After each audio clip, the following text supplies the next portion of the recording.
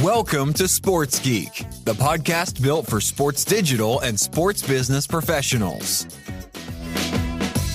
And now, here's your host, who is thankful new guests are returning emails from my podcast producer, Sean Callanan.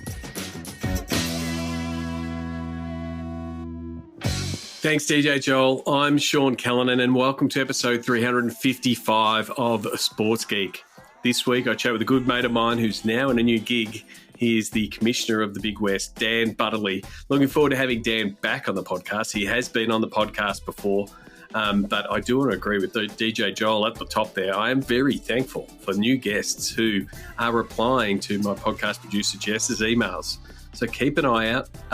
If you get an email from Jess, that means I would like to have you on the podcast, but I also would love to hear your nominations.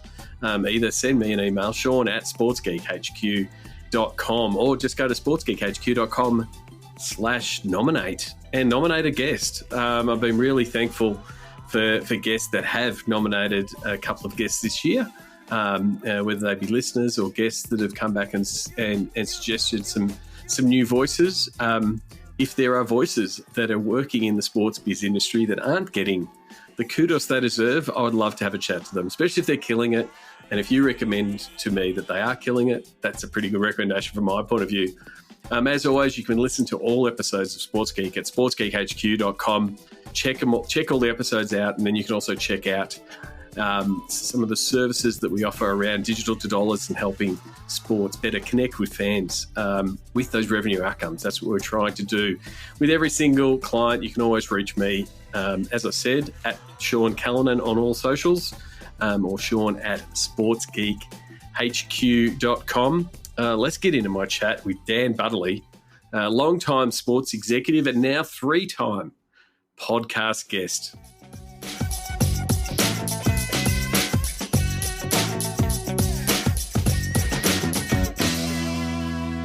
Very happy to welcome back a good friend of mine. He's been on the podcast 2 times before. Dan Butterley, the Commissioner of the Big West Conference. Welcome back to the podcast.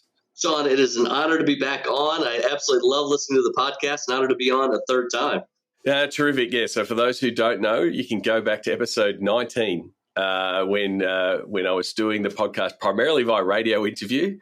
And then episode 87, you're actually in my part of the world, and we caught up in Melbourne and actually got to do a podcast in real life. So one, always good to catch up with you, mate. And I wanted to catch up with you because since we last spoke, at least on the podcast, you've changed positions and you're now at the Big West, Commissioner of the Big West. So first of all, congratulations on the role.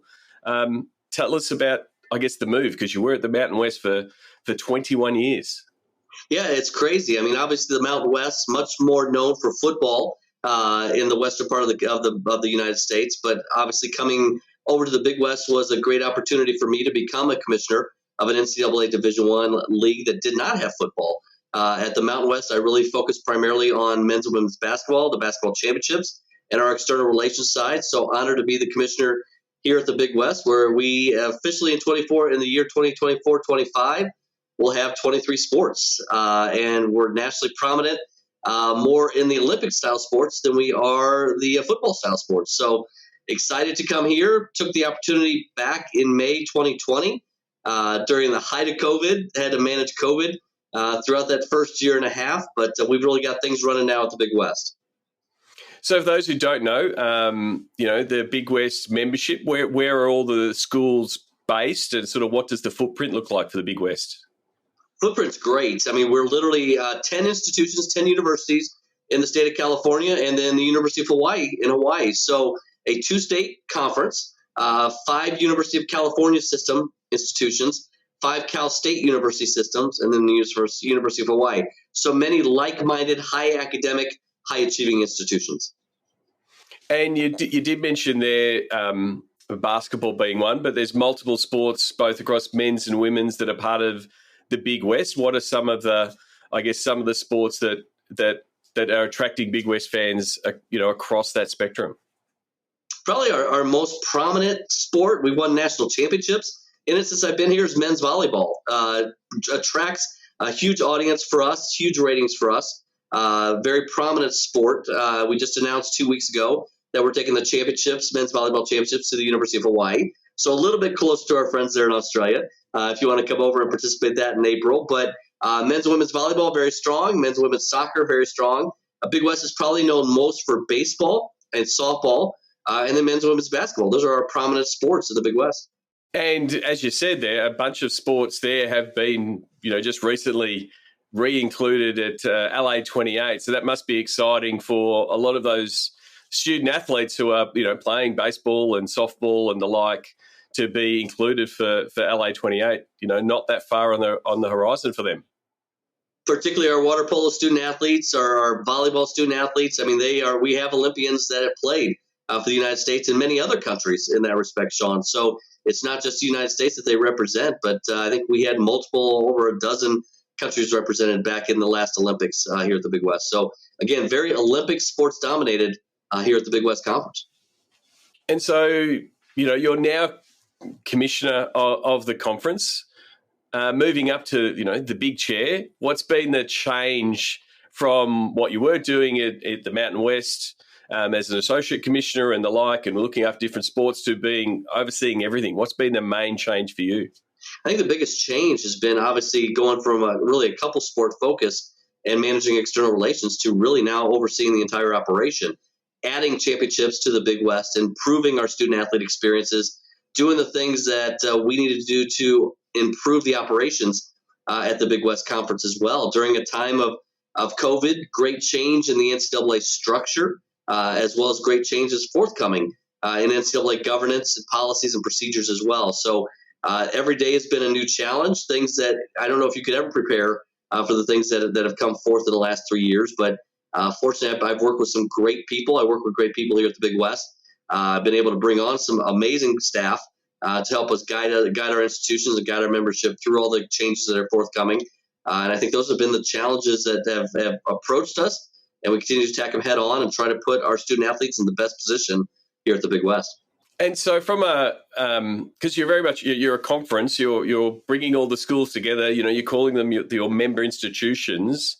Stakeholder management obviously is a massive part of your role, because you've got all of these different parties, the universities, your broadcast partners, your student athlete groups, and your commercial partners that are, sponsoring your volleyball tournaments and those kind of things.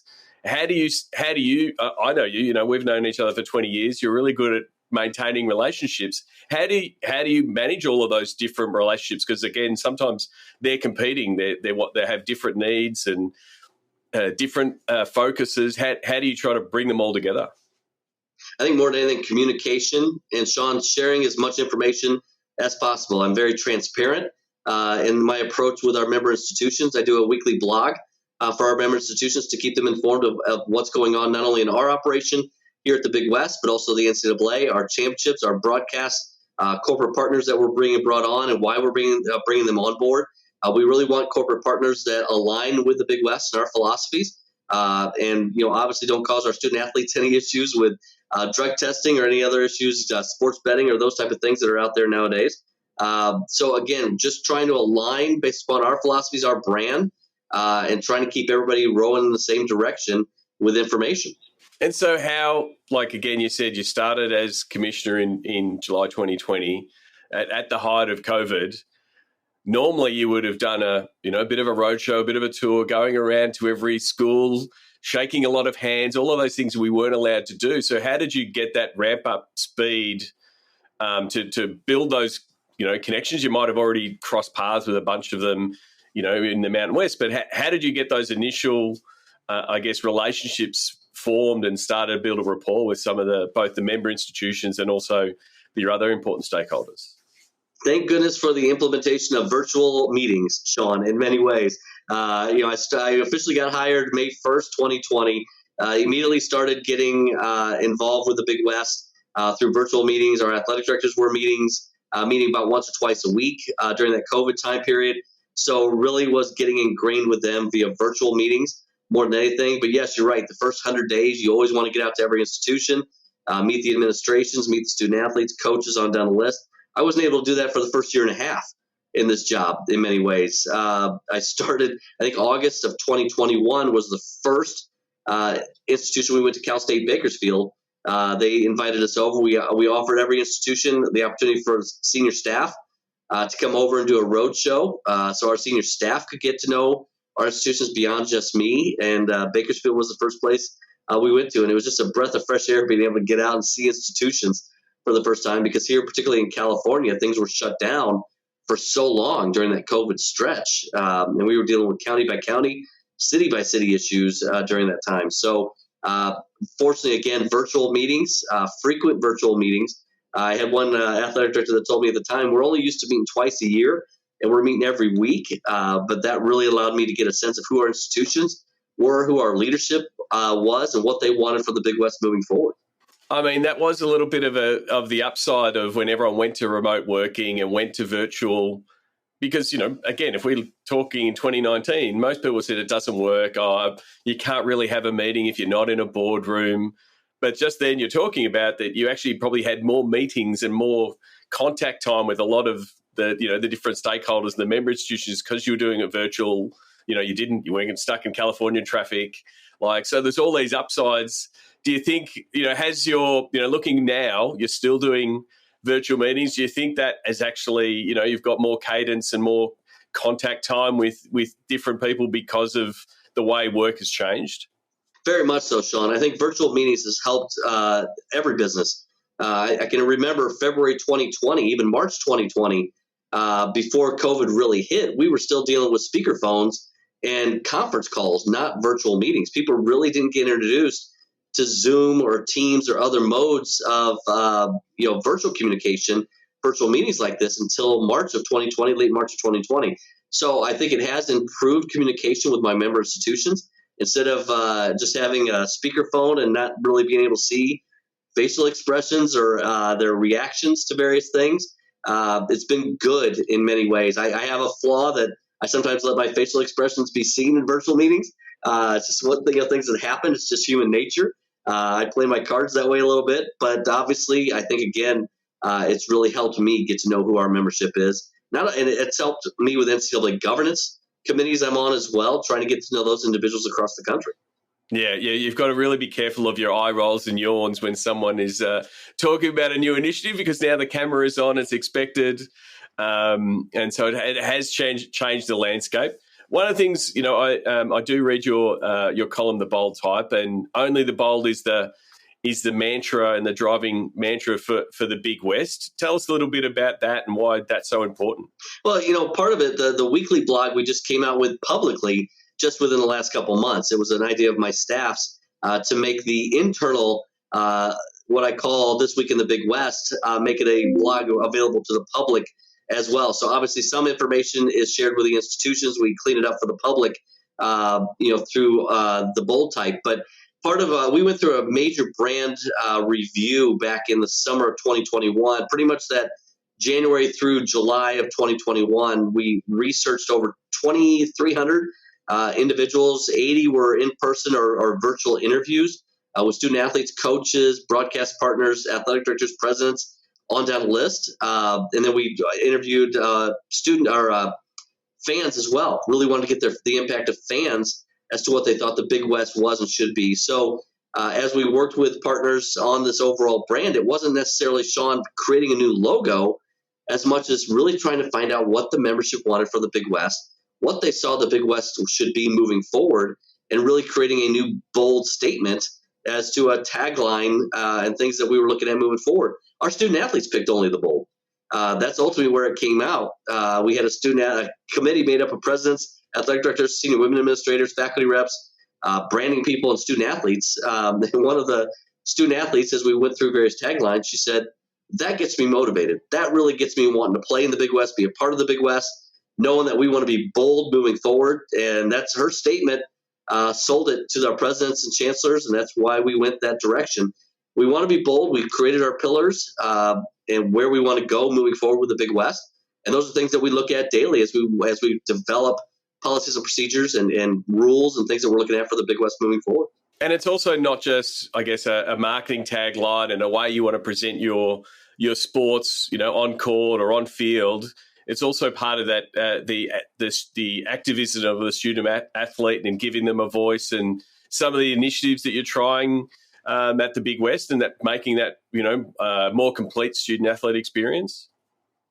Absolutely. I mean, again, things that we look at relative to membership, or why are we going to add championships to sports that haven't had championships, or why are we adding sports to the Big West when those sports haven't been under the Big West umbrella in the past? I mean, when you're looking at a time that many NCAA institutions are looking to eliminate sports with the costs rising and the things that are going on, the Big West continues to lead by adding sports to our repertoire. So we're excited about where we're going, but Pacific Spirit and some of the things that we're all about coming out of this branding initiative has really helped us, particularly as you look at, Sean, now with the Pac-12 realignment and opportunities that could exist there down the road for those student athletes that want to continue to play their sports in California. That's true, because I did want to ask you about, I guess, the ever-changing world of sport and entertainment options. And, you're in a part of the world where there's a stack of entertainment options available for people in California.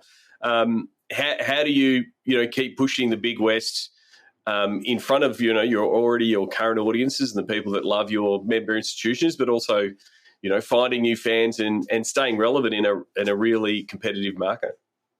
One of the greatest challenges we have, Sean. That's one of the things that I continue to work with our staff to see how we can get into the minds of our fans to try to engage more, not only on our social medias, but obviously attending our championships and supporting our student athletes during the regular season. This is unlike the Mountain West. I mean, the Mountain West, the institutions in the Mountain West, that was pretty much the only sport that Wyoming or New Mexico or Utah, obviously Boise State and Idaho, those were the professional teams in many ways in those cities, are seen as the main sports in those cities. Whereas here in the Big West, we're competing with every pro sports franchise in the state of California, as well as obviously Hawaii is on an island by itself in many ways. And that's why they get tremendous fan support at the University of Hawaii. But the rest of our institutions struggle with fan attendance. And as we struggle a bit here with championship attendance, we've got to try to develop that messaging. And that's an ongoing challenge. That's why the brand overhaul was important to us, to try to hear and engage with our fans via social media. We put an emphasis on bringing on new staff that is focused on growing that market for us by telling the stories of our student athletes and trying to really look at that Olympic model in many ways, Sean. Here, when the Olympics come up every 4 years, you're not necessarily excited about watching skeleton or bobsledding so much, but the reason you're interested in watching it is because you're learning about the athletes. And that's what we've got to do in the Big West, is tell the stories of our student athletes to get fans to want to participate in regular season games or our championships, to see that student athletes succeed on the court, in the field, in the pool, wherever they may be competing. So we got to look differently than what a conference like the Pac-12 or the Mountain West may have to do. We have to really talk about our student athletes, talk about our programs much more to get our fans excited to attend. One of the big changes in college sports is nil rights, name, image, likeness, and the ability for athletes to commercialize their name, their image, their likeness as they're building out social audiences. As a college administrator, it's a massive change. How have you sort of taken that change in the landscape and see the opportunities and some of the changes in your job because of it? Well, part of my change a little bit here, Sean, is I was actually asked to serve on the NCAA's name, image, and likeness working group. So one of a 10-person committee that was originally formed just a couple years ago, once the legislation and the judicial system had indicated NIL should be available to all student athletes. So I was honored to be asked to serve on that committee on behalf of many of the institutions that don't have football that are managing this on a day-to-day basis. I'm excited for NIL, to be honest. I think many administrators were scared of it. I'm excited as long as name, image, and likeness is pay to work in many ways, but it has really become pay to play in other ways as well, which has negatively affected the Big West as our student athletes are very successful in their sports.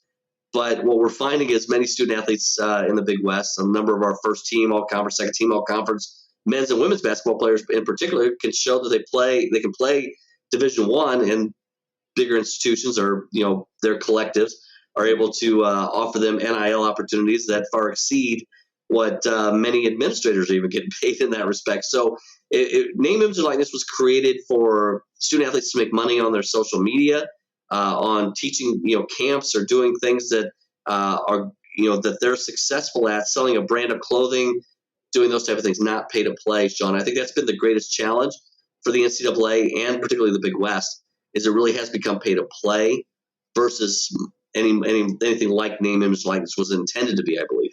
So it's a little bit, it's in that early phase still at the moment of trying to figure out what the model is, the competitiveness, I guess you say, of different institutions and looking for that competitive edge and pushing the rules as far as they can.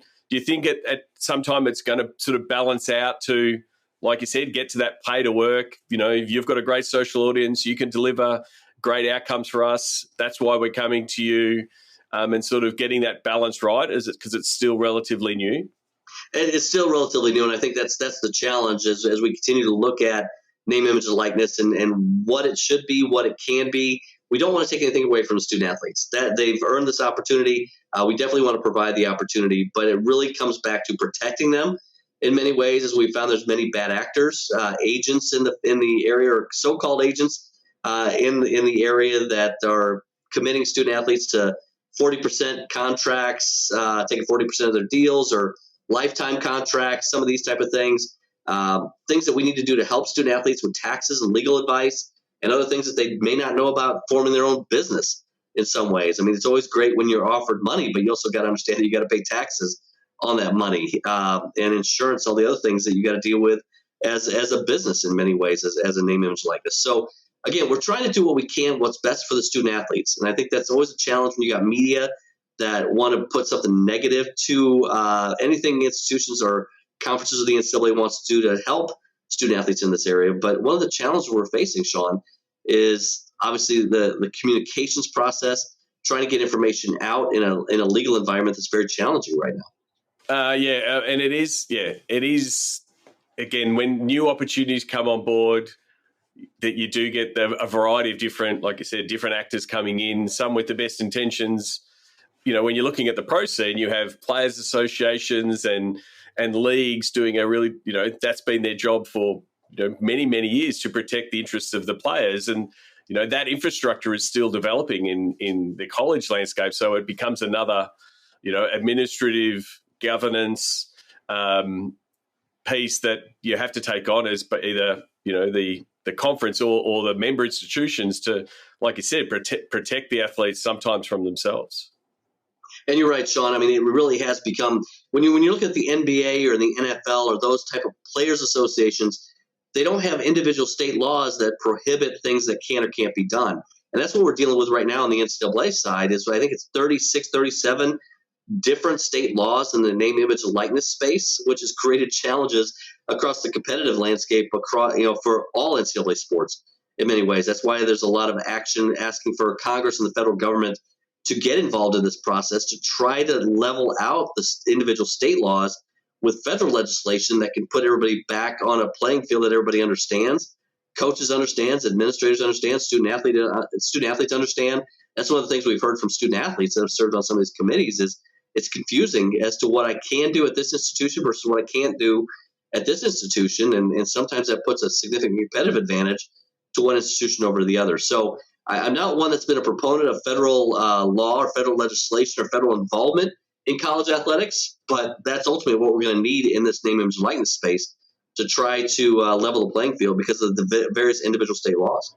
Yeah, and I think also that, you know, the conversation is very much around some of at the top of the mountain, so to speak, where all of these bigger deals are happening. But, you know, there are multiple sports. There are, you know, thousands upon thousands of student athletes.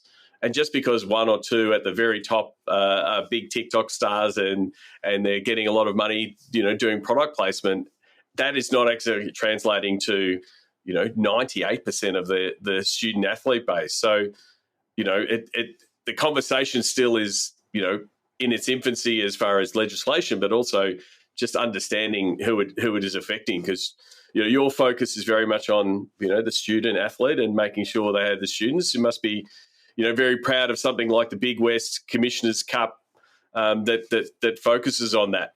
Absolutely, and that's the thing. It's been one of the challenges, you know, coming on board during this NIL era. I mean, we are trying to do everything we can to improve competitiveness nationally for the Big West, our teams, our institutions, in a Division I landscape that's very disparate in their resources and their funding. in many ways. I mean, I could put forth data and analytics and scheduling philosophies that would normally work if everybody's on an equal competitive, balanced playing field when it comes to the NIL space or some of the other things that we're managing.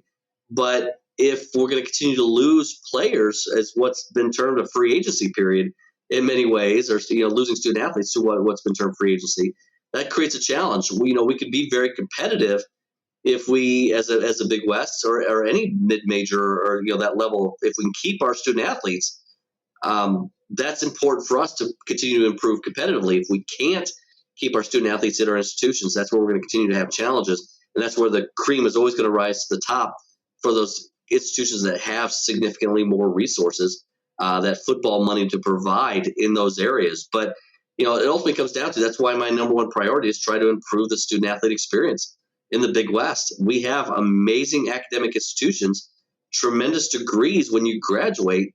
And if we can keep our student athletes, because they love participating and competing in the Big West, they love the things that we're doing, that's a big goal for us to continue to espouse for our institutions. And it very much is, it's probably a case for Bill Simmons keeps talking about having a sports czar that oversees all sports.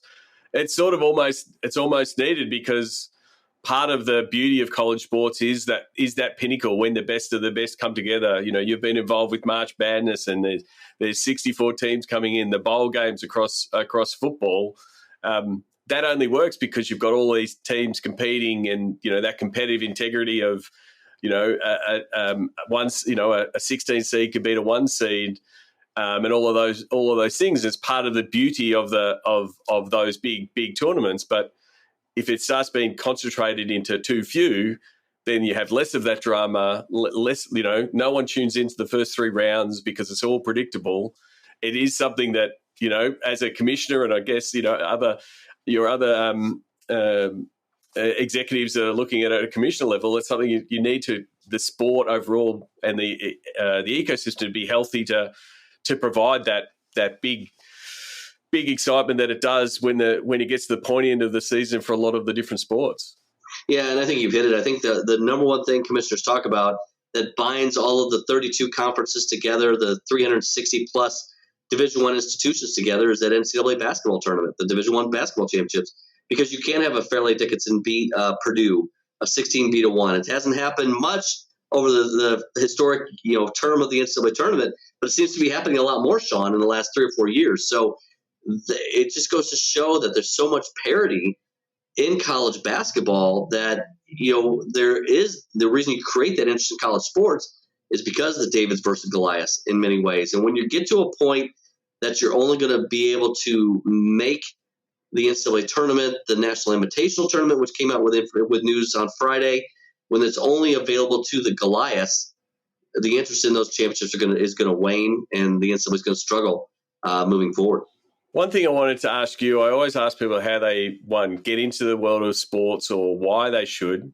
You've been working in the NCAA landscape for over 20 years now in the sports and education sector. Why should if there's people listening thinking about getting into the world of sports, a lot of them will go, "Oh, I love the Golden State Warriors. I want to go work in the NBA." What's the appeal like, and why should what's the draw to working in the collegiate system? I think part of it is because there's so much diversity in the collegiate space, and not only in the workforce, but our student athletes. Also, obviously, our institutions are very diverse. You've got private institutions versus public institutions. You've got institutions in the Northeast that are very much different than the institutions in the West. The job descriptions are so vastly different as well. I mean, there's roles. I mean, even a conference office, we have 14 staff members here at the Big West, but everybody's got their own role in many ways. We've got championships, we've got business and finance, we've got compliance and legal, we've got championships, we've got broadcasting, sports specific roles, we got sports information, we've got multimedia, we've got social media. I mean, those are all the various jobs that are available in just the conference office space, let alone coaching and student athlete development and other things that are available at our institutional levels, athletic training, sports medicine, PR. There's just so many roles that are available in the college sports landscape. And another benefit of the college landscape, particularly if you're at an institutional level, is the opportunity to continue to grow and learn with all the benefits you have of being on a college campus. One, you're interacting with 18 and 22 and 23-year-olds on college campus all the time, but you can still go back to school and get more credits and do the things that you want to do and build your career out as well. So there's just so much opportunity in the college landscape, in the sports world, than there may be if you completely focus on the NBA, which may be relative to team operations, sponsorship sales, or player development. They a little bit more limited in that space, Sean. And there is that opportunity, like you've done in moving throughout the collegiate system, whether it be to other member institutions, to other conferences. But you're right, you can get that full gamut of, I want to work in student athlete administration and help them, or I want that big event feel. So you're part of the basketball championships, or so you can be in that event space. It really does give you the variety of roles, and also you are tackling more than one role at many different times part of the year. Like everyone goes into Eventbrite, or the broadcast partnership needs to be revamped, and it's a bit of an all hands. So you do get a really good cross section of skills in the NCAA landscape. Absolutely. And I mean, the challenges we face every day, we're dealing with a national shortage of officiating and referees. How do we attack those type of issues? What are the things that we need to do relative to improving our broadcast standards, or working with our institutions on equipment needs, or the things that, again, talent, play-by-play and analysts for our broadcast championships this year. So again, there's just so many different ways to touch point college athletics in many ways, but so many different ways here as well in the college athletic space to really have an impact on that next generation that's continues to advance as they play college sports. We talked about the name, image, likeness rights. I know you're one that always is sort of keeping an eye on different trends in the sports industry. Is there something that you're keeping an eye on, either to implement or look at what's next for the Big West? Are there some things that are happening in the sports space that you're excited for and looking forward to potentially implementing? I think we've got our league meetings coming up here at the end of November, and I'm really looking forward to talking about AI in many ways, how AI can help, technology can help improve the Big West competitiveness.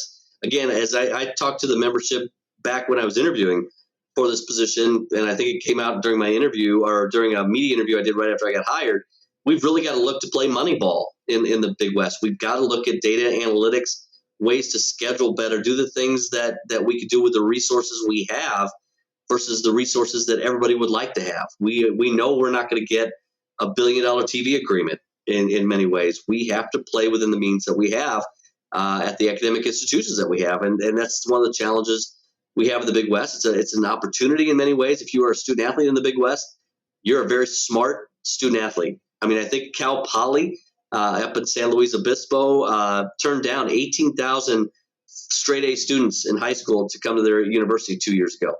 You have to be smart to be able to play at the Big West, and that academic achievement is a big part of what we do. But part of that is we've got to play Moneyball. We've got to look at AI. We've got to look at ways that can help improve our operations, whether it's sports information, whether it's competitive improvement, on down the list in that respect. But I also look at the things that are forthcoming as well. Group licensing for name, image, and likeness. How can the Big West take part in those opportunities? Those are all things that I'm looking at coming up here with our membership in the weeks ahead, particularly technology. The AI stuff, I guess, advancements and the opportunities there are quite exciting, because they do give you that opportunity to do more with less. And, the resourcing, at member institutions, like they always, that they want to be competing, with pro organizations that have far more staff. So it's like, how can you get that information, to your fans in an efficient manner, with a skeleton staff or less staff, and play above what you're expected to and get those efficiencies. So, I guess changing that, but that is also a big change for that sports information department that has for many years produced that reams and reams of, here's all the records and those kind of things. And, if you've ever been to a media room of a college, you get that, lots of paper previously. I mean, lots is probably more digital now, but I remember going to a Mountain West game and there'll be 20 pages of all the records to know everything to make sure the media is prepped. Like those are some of the opportunities that AO will offer to be able to say, pulling it up and there's all the stats and it will free that person up to do something else, whether it's more digital initiatives and those kind of things. So I think that is an exciting part, as long as you can get people to embrace it. Absolutely. And obviously there's costs to it. That's one of the things we got to look at resources and what we could do relative to that. But I was able to bring on some great technologies to the Mountain West. I'm hoping to bring those on now that we're somewhat coming out of the COVID era a little bit, now to engage some of these partners to come into the Big West. I'm hoping to be able to talk to our institutions here a few weeks from now and really get them sold on what these technologies can do for us, how we can fund these opportunities, and how it can really help improve our sports moving forward. I mean, instant replay technologies, wearable type technologies that can help our stats and some of the things, competitive imbalances that we've got, can help level the playing field. Yeah, and definitely even the just getting the technology in the hands of the right people. So things like, here's the highlight. How can we make sure that those highlights get in the hands of the athletes who are on the highlight so they can share it because they've got a better connection, and then it sort of feeds that name, image, likeness. You're helping them build their audience, as well as making that authentic connection with your fans. So it's sort of where the technology will actually line up with some of the commercial goals of the athletes, but then also some of those audience goals that you have. No, you hit it right on the head, Sean. I mean, that's again trying to improve that student athlete experience. If all of a sudden now you've got technologies that allow them to clip their highlights or do those type of things that they could share on social media, that could build their audience, that can get more fans engaged with them or local businesses engaged with them to do appearances or that type of stuff. That's, again, improving that student athlete experience as the Big West is what we're trying to get. And some of these technologies is going to be able to help that. Well, Dan, I really do appreciate catching up. Hopefully we will do it in real life sometime soon, but I want to get to the Sports Geek closing 5 because I don't think I was doing it back in episode 87. So do you remember the first sports event you ever attended? Probably a Cardinals baseball game with my family. My mom and dad always loved taking us to a St. Louis Cardinals game growing up, usually against the Cubs or whoever they were playing at the end of the season for fan appreciation night. So always loved going down there. Terrific. You would have been to a lot of sports events in your time. A lot of time as an administrator, so you're probably just grabbing something in the media room. But do you have a favorite food when you go to a sports event? I tell you, it's hard to top going to Laramie, Wyoming. Most people would say, really, Laramie, Wyoming? But Laramie, Wyoming, they had a frozen yogurt bar at every game you went up there. So as I was in the Mountain West and driving 3.5 hours from Colorado Springs up to Laramie, Wyoming to go to a basketball game, not only seeing the basketball game, the officials, the coaches, the players on down that, but I knew I was going to get frozen yogurt. So that was one of the great things in the media room, Sean, up in Laramie. Absolutely terrific. What's the first app you open in the morning? I guess in Twitter, or you call it X in many ways. So that will be beyond my email. I literally look at email first. But if you're talking about an app, then it would probably be X or Twitter, whatever you want to call it, to see what the highlights are in the feeds. I still call it Twitter. I can't call I call people tweets because I can't call them X's. It just doesn't sound right. But yeah, so that's fair enough. Is there someone that you follow? It might be someone on Twitter, or it might be an author or someone else that you follow and admire that the podcast listeners should check out? That's a great question. It just depends maybe on the topic. I mean, obviously, if it's college basketball, I love Jeff Goodman. I love Matt Norlander. I think they do really good work in the college basketball space. Mike DeCourcy is another one in the college basketball space. If you're looking at just news or politics in general, you can't go wrong with the various news entities that are out there. But I generally follow individuals as best I can, particularly those that have to do with the Big West in particular. And a lot of our institutions have some great social media content. Terrific. Last one. What social media platform is your MVP? And maybe you can answer it personally, and what's your go-to platform, but then also what's the platform that appears to be doing the best for the Big West? Best for the Big West is Instagram. We found that Instagram still is the number one social media platform for the Big West in our social media feeds. I'm a little bit older. I'm much more of the X and Twitter type person that goes to that app to get the latest news, get the latest information. Have not necessarily pushed Facebook.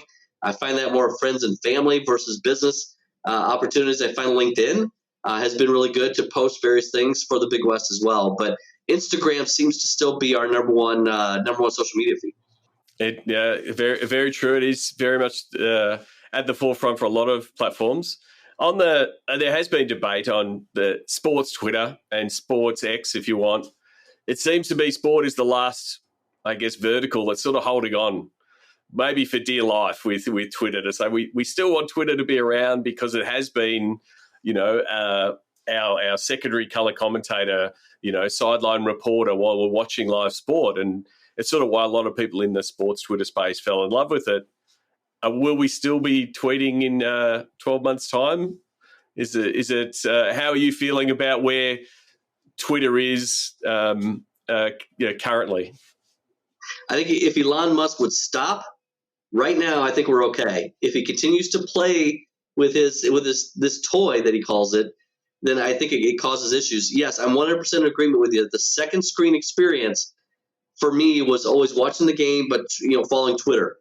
It started, 10, 15, maybe when you guys talked me into at Sports Fan Radio, getting me involved in Twitter back in 2007, 2008. Then I started getting the second screen experience. As long as Twitter doesn't make any significantly more adjustments, I think Twitter stays okay. But if adjustments continue to be made, I think the platform could fall off significantly. And that's the piece that I guess interests me, both working in the space and the digital space, to sort of, it will be interesting. I think it is a bit of a tipping point, like we're recording this early November. Like if the NFL and the NBA start putting their efforts into other platforms, whether it be Threads or just pulling back Twitter, like where does that audience live? And it doesn't necessarily mean that experience of live is going to go to this other platform. So it just might, go away. And then it's about where should our digital resources be applied? Like where should our digital staff and sports information staff be focused on for the best return? And that also might be led by, student athletes and athletes to say, what are they doing? Because a lot of, again, those early days, it was student athletes using those platforms, and they're very much pulled away from those platforms. So it's one segment that's just not there anymore. There's not as many athletes, tweeting about a game. I think LeBron seems to be one of the only ones that'll tweet when he's watching a college football game or the NFL, but they're doing it less and less because the experience isn't great for them. So I'd like your thinking that Elon Musk won't do anything, or doesn't do anything else, but I don't like the prediction that he won't. So who knows where it might be? But until that time, what are the best platforms for people to reach out and say hello and say that they've listened to the podcast? Absolutely. I mean, anytime that people want to connect with me, I'm on Twitter, I'm on Facebook, at Dan Butterly. It's pretty easy. LinkedIn, the same thing. So don't hesitate, particularly on Twitter and X, whatever you want to call it. In that respect, I'm on Threads. I think it's the same hashtag in that respect, but Threads hasn't caught on as much here. I think people are still trying to figure it out. I think everybody signed up for it, but don't know what they signed up for yet. So, again, Twitter X at Dan Butterly is probably the best place to get me. Well, thank you very much, Dan. I really do appreciate catching up. It's always good, and hopefully when I'm in your part of the world, we can catch up in real life again. Or hopefully when I'm in your part of the world, Sean, I will definitely let you know. Thanks, mate. Learn from the Sports Geek Amplify Season 2 cohort. Trajectory, Xtonet, SeatGeek, Sponsor CX, and Stats Perform. For more, go to sportsgeekamplify.com. Thanks again to Dan Butterly. As I said, I've known Dan for nearly 20 years. If you are not connected with Dan, please, look him up on Twitter or X. Dan Butterly is his handle, and he's also on LinkedIn. Well worth connecting with. He's a great connector and a great bloke. I look forward to catching up with Dan next time I'm in his part of the world. And it really triggered me on discussing athletes and social media. We talked a lot about name, image, likeness in the conversation. It's a really big topic in the world of NCAA sport, but it's also, athletes and social media has been a developing space over the past now 15 years, but also the platforms keep changing, and both the opportunities for athletes, but also some of the pitfalls change year on year. So if you have athletes that need assistance in understanding the social do's and don'ts, or if your team would like some training on how to train and how to discuss social media with athletes, sometimes we find it quite effective coming in as a third party. We answer and get asked the questions that potentially the internal comms, internal media team don't get asked by the players. So I'm now booking training for athletes for 2024 pre-season. They can be hosted in real life in front of a whole playing group and in a lecture theatre style, sort of taking them through the do's and don'ts and some of the opportunities for them. But also, we've also done smaller groups and one-on-one sessions if you want to sort of have a digital leadership group effectively and sort of train your team via a couple of your players, which is, again, quite effective. So if you're interested in that, why you might do it, I think it's something you need to do year on year. Like I said, the platforms keep changing. And so, what was working 5 years ago, or what material that was working 5 or 6 years ago, or even 18 months ago, is no longer working. From a team or a league point of view, there's a couple of reasons why you should do it. One, to protect your brand, to make your athletes good digital citizens, help them understand how they can better communicate, promote your team's message, but also promote their message and grow their brand. And in turn, your brand and your team and your league's brand will grow. But then also, as I discussed there with Dan, also to protect your athletes, how they can be targeted by trolls, how they can make sure that social media doesn't dominate their time online and doesn't affect them, from a mental point of view, but also protect them from scams, from things like identity theft, or doing things online that potentially catch the attention of the media and become automatic clickbait articles and become a PR firestorm online quite quickly. So there's a bit of that, and in understanding how the athletes can protect themselves and prevent some of those issues. But then the main thing is they get to grow their audience, and then fans come to your team via the players. So contact me, Sean at sportsgeekhq.com. You can go to sportsgeekhq.com, social media athlete training. We've done it with the Matildas, the Socceroos. We've done it with NRL clubs, AFL clubs, with Olympic squads. Really looking forward to touching base with athletes, finding out what's working for them, how they're using platforms such as TikTok, and understanding what's working for them. So most of it is lecture, but then it's also a bit of conversation and Q&A to understand what's working for them, and then that can go back to your comms team to understand, what's the type of content that your athletes will gravitate towards and want to be part of, and it really works from a digital team point of view. So as I said, you can always reach me, Sean at SportsGeekHQ. Until next episode, my name is Sean Callanan, and you've been listening to Sports Geek.